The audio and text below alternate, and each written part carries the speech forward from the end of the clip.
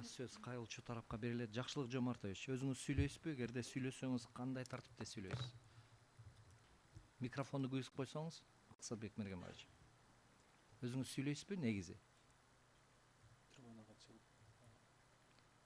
Же Максатбек Мергенбаевичтен кийин өкүлүңүздөн кийин сүйлөйсүзбү? Мейлиңиз, отуруңуз анда. Сөз Максатбек Мергенбаевичке берилет.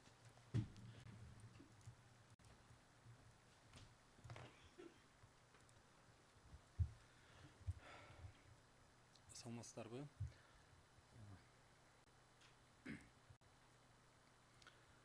Кадыров Жакшылыктын ишеним кат боюнча өкүлү катары Кыргыз Республикасынын Конституциялык сотунда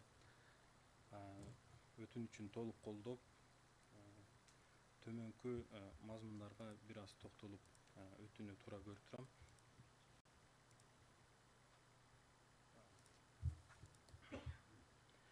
Кыргыз Республикасынын Конституциясына ылайык кыргыз эли мамлекеттик бийликтин жападан жалгыз булагы болуп эсептелет.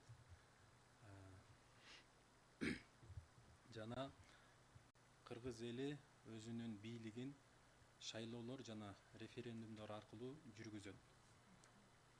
Шайлоолорго шайланууга жана шайлоо укугу мындан ар бир Кыргыз Республикасынын жаранына укук пайда болду болуп эсептелинет дагы.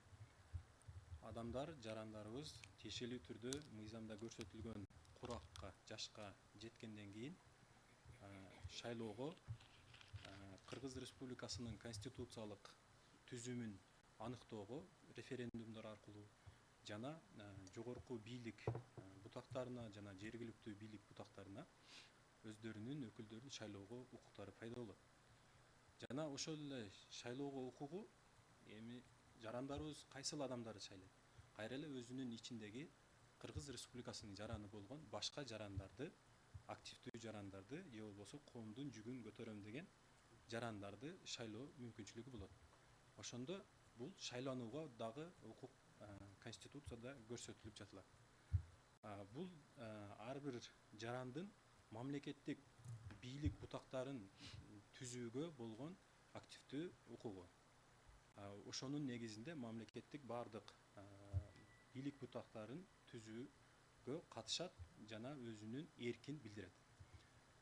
Мында сөзсүз түрдө бул укуктун Конституцияда көрсөтүлгөн шайлануу жана шайлоо дегенден кийинки шайлоо процедураларын жөнүндө мыйзамды Жогорку Кеңеш кабыл алышы керек болот.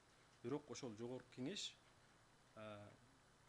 шайлоо жана шайланууга болгон укук жөнүндө шайлоо мыйзамдарын кабыл алууда сөзсүз түрдө Кыргыз Республикасынын Конституциясынын 24 беренесинин 1 бөлүм 2 абзацындагы дискриминациялообоо боюнча норманы сөзсүз эске алышы керек. Бул ошол эч ким жынысы, расасы, тили, майыптуулугу, этностук таандыктыгы, туткан дини, курагы, саясий же башка ынанымдары, билими, теги, мүлктүк же башка абалы, ошондой эле башка жагдайлар боюнча басмырланышы мүмкүн эмес. Жогорку Кеңеш мыйзам чыгаруучу орган сөзсүз түрдө адамдардын негизги жана элдин бийлик бутагы болгон укугун реализациясында ушул талаптарды мындай бөгөт коюп кала турган бир шарт түзбөшү керек.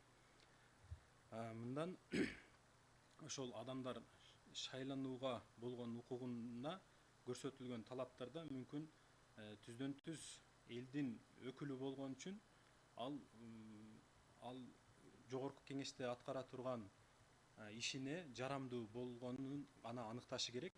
Ал бирок социалдык мындай коомдун көпчүлүк бөлүгү болгон адамдар бара албай турган бир барьер болбошу керек да.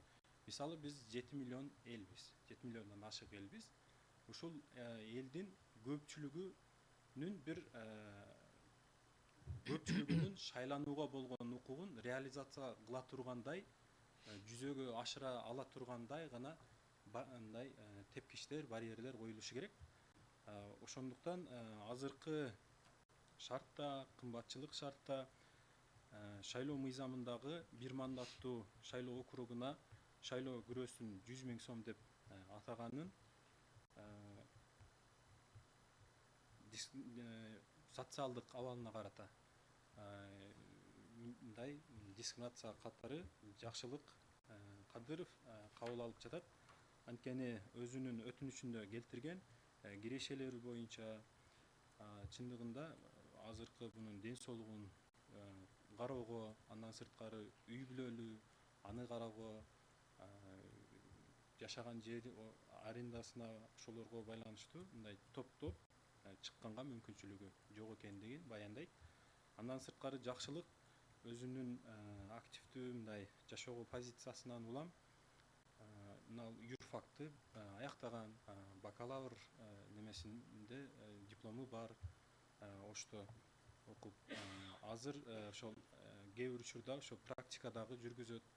Ал эми жогорку кеңештин табияты бул мыйзам чыгаруу керек. Бул мыйзамдардын иерархиясы боюнча, кандай түзүлүшү боюнча билет да, мындай функциясын аткара алганга баардык мүмкүнчүлүктөрү жетиштүү. Экинчи токтоло турган маселе Кыргыз Республикасынын Конституциясынын 37 беренесинин 3-бөлүмүндө Кыргыз Республикасынын жарандары мамлекеттик, жарандык жана муниципалдык кызматка мыйзамда белгиленген тартипте кирүүгө, кызмат боюнча көтөрүлүүгө бирдей укуктарга жана бирдей мүмкүнчүлүктөргө ээ деп. Конституциялык сот жана буга чейин аталып келген Конституциялык палата ошо бирдей укуктар жана бирдей мүмкүнчүлүктөр боюнча өзүнүн чечимдеринде көп кезде мындай түшүндүрмө берген. Бул жерде айта турган болсок, азыркындай мүмкүнчүлүктөргө байланыштуу болуп турат бул жерде.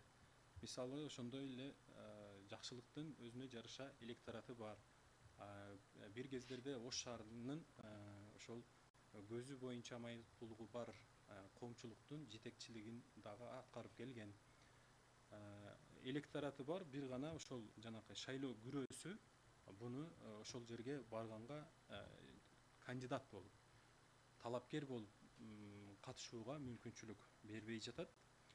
Мында ошол акчасы бар, бирок тарапкерлери деле жок болушу мүмкүн, бирок аларга мүмкүнчүлүк түзүлүп, шарт ошолорго карай ыңгайлуу болуп, бирок акчаны кайсы бир социалдык же жашоо шартка байланыштуу топтой албагандарга мүмкүнчүлүк башкача болуп калып жатат деп көрсөткөн.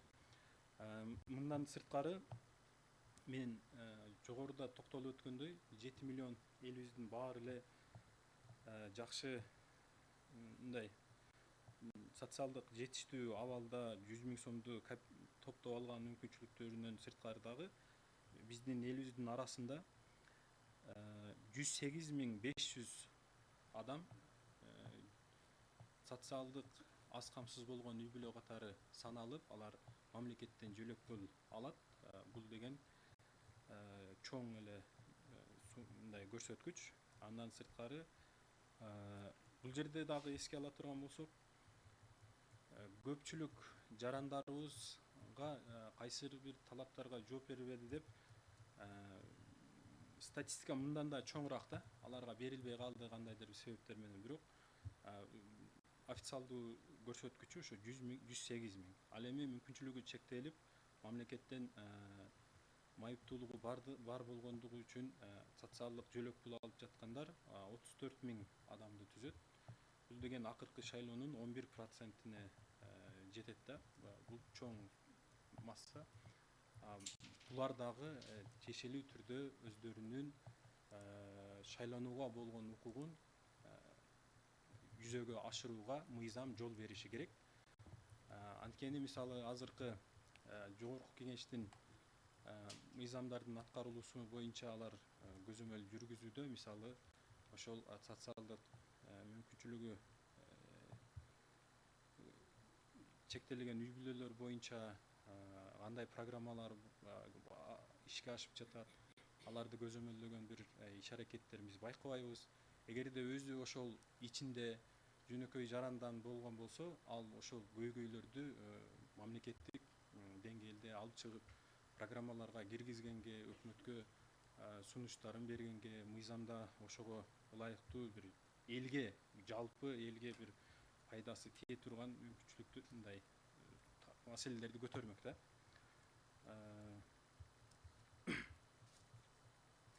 Ал эми мисалы жанакы мүмкүнчүлүгү чектелген жарандардын мамлекеттик жана муниципалдык кызматтарды алуу боюнча Жогорку Кеңештин көзөмөлүн көрбөйбүз да.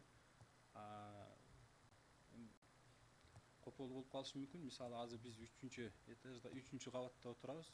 Эгерде коляскада жүрө турган адам келе турган болсо, сотко кирүүсү чындыгында неме мындай тоскоол жаратмак да. Бул деле ошол парламенттеги ошол мыйзамдардын аткаруусун көзөмөлдөө функциясында ушундай бир жарандар жоктугунун мындай кесепети катары карасак деле болот. Көптөгөн мамлекеттик органдар, сот органдарында ошондой жеткиликтүү бир укуктар камсыз кылынган эмес. Буну биз ошол чөйрөнү өзүнүн денесинде сезген адамдардын жоктугу менен дагы аныктасак болот. Сөзүмдүн жыйынтыгында ошол Кыргыз Республикасы катышуучусу болуп саналган атуулдук жана саясий укуктардын эл аралык пакттын 25 беренесиндеги ошол шайланууга жана ар бир атуул. Бул жерде атуул дегенде эл аралык пакты буга чейинки бардык нормаларында ар бир адам деп келет дагы, анан 25-синде атуул деп мамлекетке таандыктуулугу жана мамлекетти түзүүгө болгон укугу жана анын түзүүдөгү өзүнүн орду жөнүндө айтып өтөт дагы. Биз дагы ошол мамлекетти түзүүдө конституциялык укуктарыбыздын сакталуусунда катышуучу катары активдүү позициябыз менен жүргөн жаран болуубузду каалайбыз. Өтүнүчүн ушундай түшүндүрөм. Негизинен сөзүм бүттү. Мындай кылсак, эгерде Жакшылык Жомартовичтин ачуу сөзү болсо айтып алсын, андан кийин суроо жоопко өтсөк, Жакшылык Жомартович, сүйлөйсүзбү? Келиңиз трибунага. Жакыныраак тургузбаңызчы.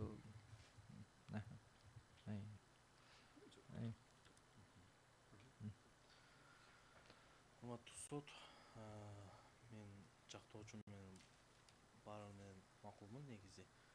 Бирок мен бир аз кыскача өзүм кандай болуп бул ойго токтолгонум жөнүндө бир аз айта кетейин дедим эле. Жогоруда айтылгандай эле юридикалык институтту аяктагандан кийин мен өзүмө окшогон тагдырлаш майыптуулугу бар адамдарга юридикалык жактан консультация берип жумуш аткарып жүргөн болчумун. Ошол учурда көптөгөн укук бузууларды көрүп, жана дагы ал менен күрөшүүгө алсыз болгондугума байланыштуу бир мандаттуу Жогорку Кеңешке шайлоого барууга чечим чыгарган болчумун өзүмө өзүм. Жана дагы ал жактан айрым өзүм тарапташтарым мага сунуштап ошол чечимге келген болчумун.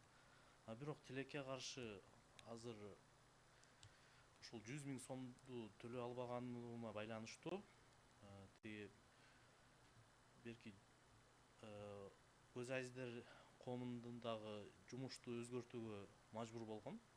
Ал жактан чыгып, эми мындай 100 000 сомдук күрөөнү топтоо максатында башка жумуш караштыргам. Бирок канчалаган жерлерге барган менен бирок жумуш берүүчүлөр тилекке каршы жумуш берүүдөн баш тартышкан.